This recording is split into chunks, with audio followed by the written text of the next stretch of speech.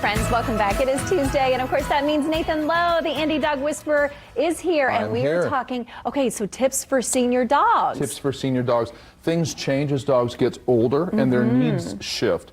So one thing, as I go and do appointments in homes, I notice that often the senior dog, people think, well, just kind of let them rest. But the problem is, especially if you have multiple dogs, there does need to be rules, and they still do need to keep some things. Now, when it comes to senior dogs, the first thing I recommend is that you go easy on them. And most people know this. But when it comes to discipline, they still need to be addressed for things. But what I do, if a senior dog is acting out, I will tap them actually in the muscle of the leg to get their attention. Sometimes they're hard of hearing, their vision isn't real good. Hey, hey. I'll say, hey, hey. And they look up, say, And that's usually enough. But you don't want to not address them.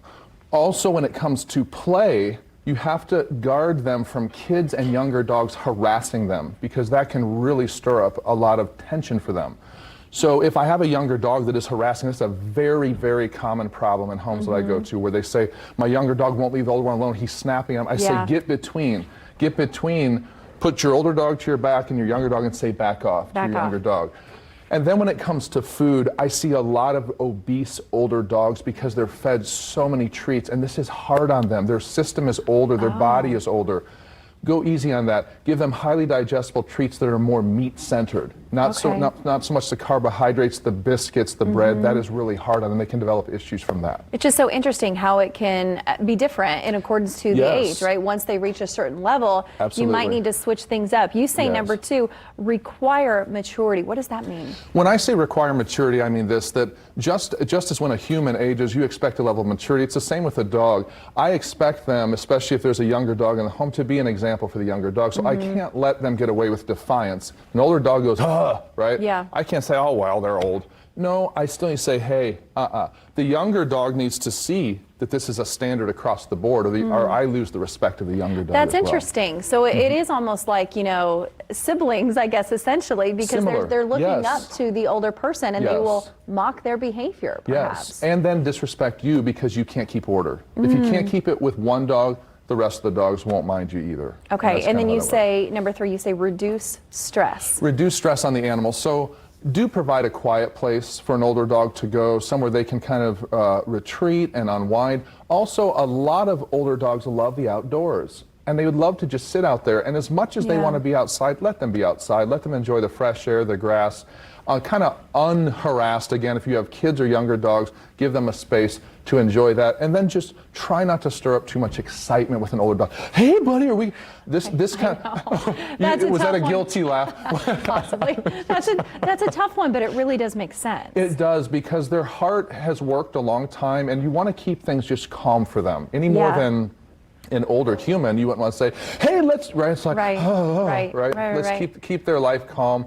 Give them a chance to just be at peace in their older years. Just be at peace. Yes. Okay, so obviously we've been asking viewers to submit questions for you as well. And people have been doing this. We got a viewer question who says, my dog, this is from Susie, she says, has such anxiety in his cage or when we leave the house. If we don't put him in a cage, he gets the trash and lays on the furniture when we are gone. How can his kennel be a better experience for him? This is a good question. It's a very good question. This is something that I do encounter.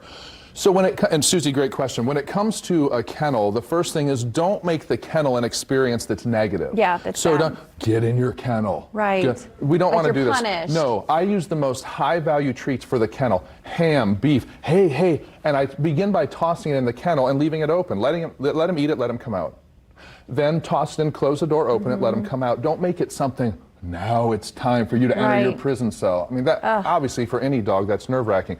Also, don't cue your dog with, okay, buddy, I gotta go. Don't make it some anxiety-filled thing with your voice. That worries them as well. So keep it light. Keep it, come on, buddy, look, look, want a treat? With the 3 little Frenchies I've worked with for years, I take the whole treat jar and go, and shake it and take off running toward their cage. And here they all come, in their cages waiting for their treats. It's a big, exciting thing. Yeah. So make it a positive experience. Yeah, something that's positive. It's just funny how those little things really do make so much sense. Okay, anything you would like to leave us with before we let you go? Again, when it comes to senior dogs, I think as I look at all my clients, I think the thing that I would say is make sure you do hold them to a standard. Be gentle about it, but don't just write it off and think, well, they're old. They need to be held for their sake of peace of mind and listening to the pack order.